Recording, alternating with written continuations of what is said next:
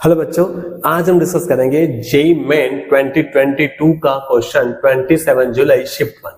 अब देखिएगा ये भी पीआईक्यूज ही है। पहले क्वेश्चन को कर लेते हैं और इसका एग्जैक्ट सिमिलर पीआईक्यूज हम लोग आपको होमवर्क में देंगे। चलिए देखते हैं क्वेश्चन क्या कह रहा है। Let A1, A2, A3 up to AN be an arithmetic progression of natural numbers। Okay, तो जो A1, A2, A3 up to AN है ये सब कैसे है? नेचुरल नंबर्स है। इसको पकड़ना अच्छे से। इसका यूज होगा आपको the ratio of the sum of first 5 terms. The ratio of the sum of first 5 terms मतलब S5 to the sum of first 9 terms. S9 कितना दिया आपको? ये दिया आपको 5:17। तो S5 क्या होता है बच्चों? S5 होता है 5/2 2a plus n-1 into D. और S9 कितना होगा आपके पास? 9/2 2a n-1 इंटू डी। और ये वैल्यू कितना दिया? ये वैल्यू आपको दिया है 5/17। अब आगे देखो, 2 से 2 कैंसिल, 2 से 2 कैंसिल, 5 से 5 कैंसिल, 5 से 5 कैंसिल। तो कर लो क्रॉस, कितना मिला? 2 इंटू 17 कितना हो गया बच्चों? ये आ गया 34a। 4 इंटू 70 कितना आ गया? 68d। 9 इंटू 2 कितना आ गया? 18a। और 9 इंटू 2 कितना हो गया आपके पास? 72 इंटू डी हो गया। अगर 18 इधर आ गया तो कितना मिला आपके पास? ये मिला आपके पास 16a। 72 इधर आ गया तो कितना मिला आपके पास?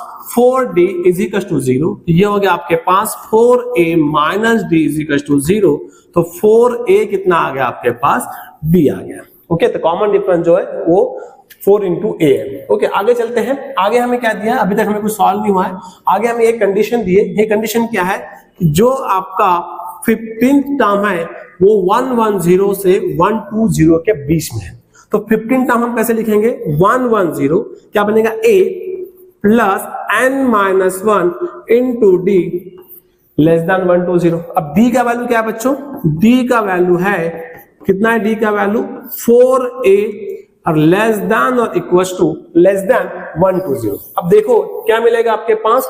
ये हो जाएगा आपके पास 110 लेस देन 64 प्लस a। तो कितना हो गया? 57a। और ये कितना आ गया? 120। डिवाइड कर दो तो हो गया 110 by 57 less than a 120 by 57। अब 110 बाय 57 तो कितना हो गया? 1 पॉइंट समथिंग आ गया। 1 पॉइंट समथिंग आ गया लेस देन ए। 1 पॉइंट समथिंग लेस देन ए 120। यस, 120 कितना होगा आपके पास? 120 बाय 57 कितना होगा? 2 पॉइंट समथिंग। और a जो है ये हमारा फर्स्ट टर्म है, तो ये कैसा है? नेचुरल नंबर है। तो 1 पॉइंट समथिंग से बड़ा और 2 पॉइंट समथिंग से छोटा कौन सा नेचुरल नंबर है बच्चों? सिर्फ और सिर्फ 2 ही है। ओके, तो a का वैल्यू 2 आ गया। अगर a का वैल्यू 2 आ गया तो d कितना आपके पास? d है 4 है, तो 4 इंटू 2 तो d कितना आ गया आपके पास?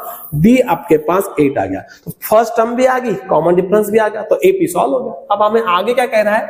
सम of first 10 terms of the same progression. तो S10 हमें निकालने बोला, तो S10 क्या मिलेगा? 10/2 2a plus n-1 into D. तो ये कितना हो जाएगा? ये हो जाएगा 5। a कितना आपके पास? 2 है, तो 2 इंटू 2 9। d कितना आपके पास? 8 है। ओके, देखिए कितना हो गया? ये हो गया 5। 72 इंटू 4 कितना आ गया बच्चों? 72 इंटू 4 ये आ गया आपके पास 76। तो 5 इंटू 7 कितना हो गया? 30। यस, और 5 इंटू 6 कितना हो गया? 30 हो गया। 5 इंटू 7 कितना हो गया? 35। 35 इंटू 3 कितना हो गया? 380 आ गया। तो आपका आंसर कितना आएगा बच्चों? 380 आपका आंसर आएगा। मतलब your option B is correct. Okay, तो देखिएगा सिंपली पीआईक्यू था ये और सम ऑफ एपी का ये सवाल था। इसे सम ऑफ एपी को आप अच्छे से करके जाओ। लास्ट 5 इयर्स में सम ऑफ एपी पे भर भर के सवाल यही कर रहा है। अब देखो एग्जैक्ट था यही था। अब देखो क्वेश्चन कैसे था। ये जो सवाल था ये जेईई एडवांस का सवाल था। अब देखो क्वेश्चन क्या कह रहा है? सेम वही सवाल था, अगर ध्यान से पढ़ोगे तो आप इसे। अब ये क्या कह रहा है? Suppose that all the terms of an arithmetic progression are natural number. वो भी हमारा नेचुरल नंबर ही था।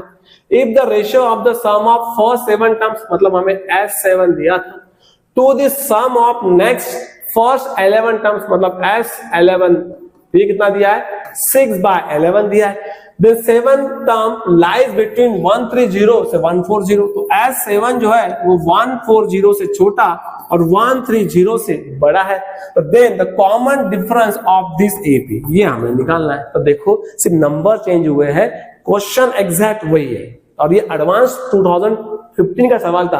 अगर आपने ये सवाल अगर आप करके गए होते तो जेईई मेन 2022 का सवाल आपसे इजीली बन गया होता। इसलिए हम बार बार आपसे कहते हैं कि पीआईक्यू पे ध्यान दीजिए बच्चों। क्लियर? जैसे पीआईक्यू अगर आपने कर लिया तो 45 to 50% क्वेश्चन बन ही जाता है आपसे। ओके बच्चों, चलिए, thank you so much, thank you बच्चों।